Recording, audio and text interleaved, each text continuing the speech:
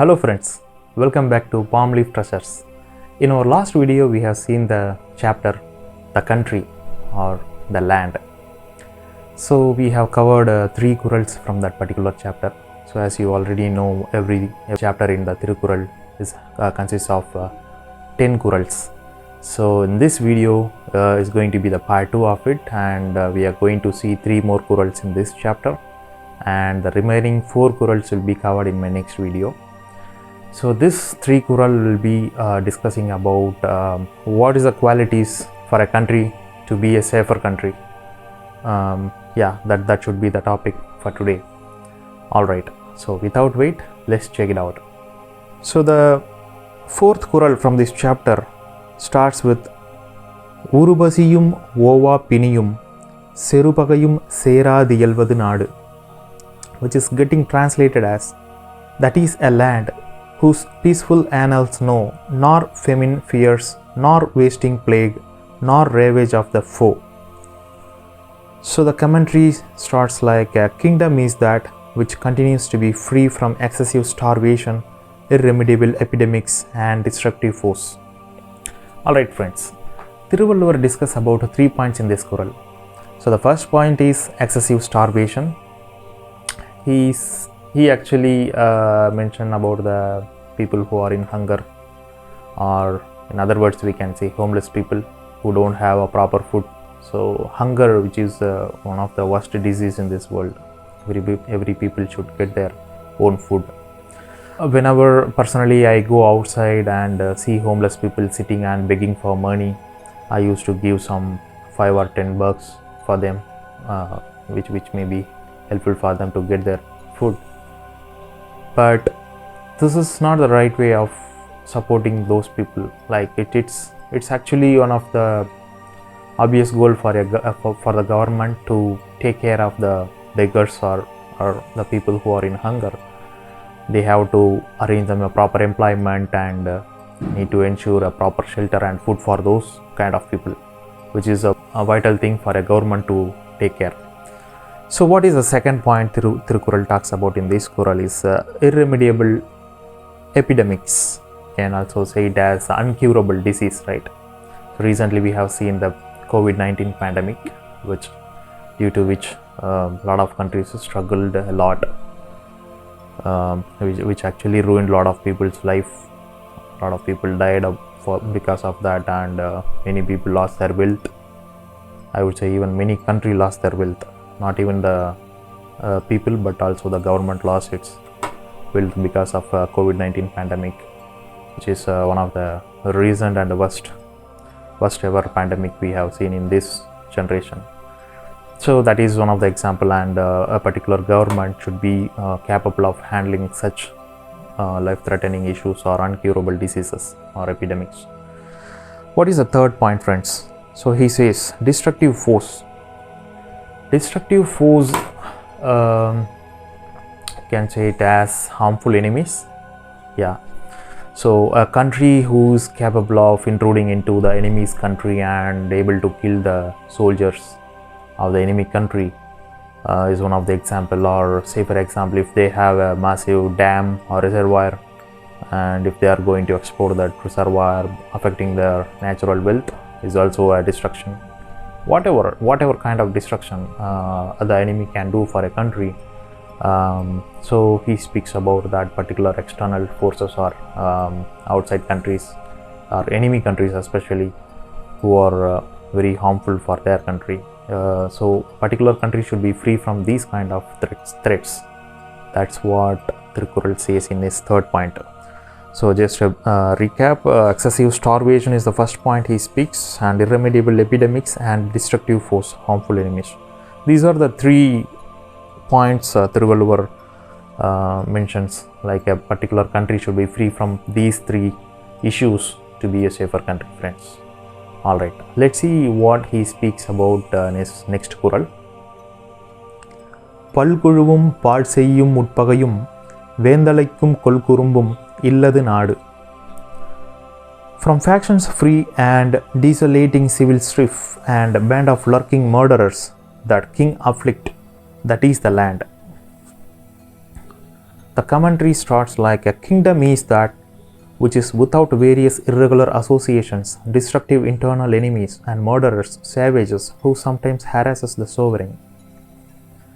Alright friends, so in this particular Kural, as a Thiruvalluvar points out 3 important things where a country should be free from. So first point is various irregular associations which are against the government or the ruler. Various irregular associations. So we can simply say a group of people who are against the government. And in today's world, we have a lot of social media platforms available, and we can see a lot of gossips, spreading against the government, against the rulers, by the hatred people, and a lot of false information or defaming facts about the government has been spread across social media platforms. So which is an example. Country should be free from such people who spread wrong intention or information about the government. So is the first point. And the second point is destructive internal enemies. So what is a destructive internal enemies? So destructive, okay. So in the earlier Kural we have seen the external forces, external enemies who are threatening to the country, but in this Kural he talks about the internal destructive enemies. For example, it may be the opposite political party who does wrong things against the ruling party, or it may be terrorists, narcotics distribution, small arms proliferation. So we can see a lot of examples for this category. So these people are actually internal threats. So a country should be free from these kind of people. Otherwise, if the crime rate is less in a country, they can better focus on their improvement, or they can better focus on their economics or development things, right? So if they have a lot of internal issues, like internal enemies, murderers kind of things, then it's a headache to control all these people than focusing on their betterment, right? All right. So the third point explains that a country should be free from murderers, savages, thieves, or robbers who become a challenge to the rulers. Yeah, friends, that's right. So murderers, savages, thieves, definitely a country should be free from these criminal activities. Otherwise, yeah, as I already said, the focus of the government will only remain to controlling the internal threats or issues of that particular country. They cannot actually focus on their developing their education, research and development, or agricultural improvements. They cannot focus on their improvement areas. So that is the third point. So just to recap, in this Kural, Thiruvalluvar says a country should be free from 3 things. The first thing is various irregular associations or groups against the government. Second thing is destructive internal enemies. Third thing is should be free from murderers, savages, or thieves. So these are the 3 points. If a particular country is free from these 3 points, it is a safer country, which was the statement of Thiruvalluvar. Alright friends, let's check out the next Kural. Kedariya kettavidathum Valangundra Nadenba Natin Talai. Chief of all lands is that where naught disturbs its fees, or if invaders come, still yields its rich increase. The commentary goes like, the learned say that the best kingdom is that which knows no evil from its foes, and if injured at all, suffers no diminution in its fruitfulness. Alright. So he says that a good country is that which is not under any evil by its enemies, which is not under an active war threat or attack by its enemies. Even in case if any attack happened by its invaders, still its wealth is not affected. So how this is possible? If an opponent country is attacking us, they are doing war against our country, how can we ensure our wealth is not affected? Yeah, there is a way, friends, by having a strong defense force, strong army, navy and air force, we can ensure that a country's internal development or production, agriculture things, whatever it may be, the people's welfare or wealth is not affected. If a country's border is strong enough and their defense system is so strong, they can definitely ensure their people's wealth is not affected. So that's what Thiruvalluvar speaks in his third Kural. I mean, this is actually the sixth Kural in this chapter, friends. Fine, friends. So Thirukkural is always amazing.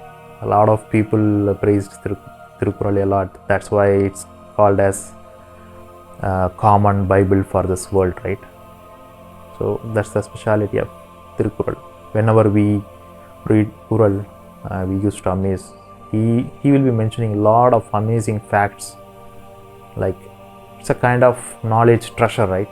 Yeah, it's a kind of knowledge treasure written on the palm leaves.